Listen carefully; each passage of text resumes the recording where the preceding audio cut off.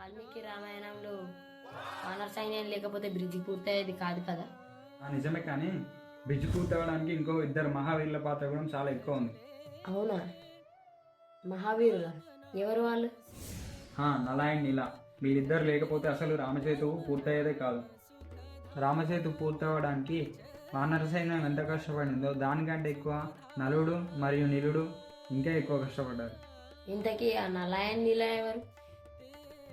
వాళ్ళు కూడా వానర సైన్యానికి చెందిన వాళ్ళే. వానరులు చెట్లు మరియు రాళ్ళని తీసుకొచ్చి ఇస్తూ ఉంటే వీళ్ళు దాన్ని నీళ్ళపైన తేలేలా చేసి ఇంజనీర్లా చాలా ప్రాముఖ్యత తీసుకున్నారు. ఓహో, రామసేతు విజయవంతంగా పూర్తి కావడానికి రాముడు లంకకు వెళ్ళి రావణాసుని చంపి సీతను తిరిగి తీసుకురావడానికి వీళ్ళిద్దరు కూడా ముఖ్య కారణం అంటావా?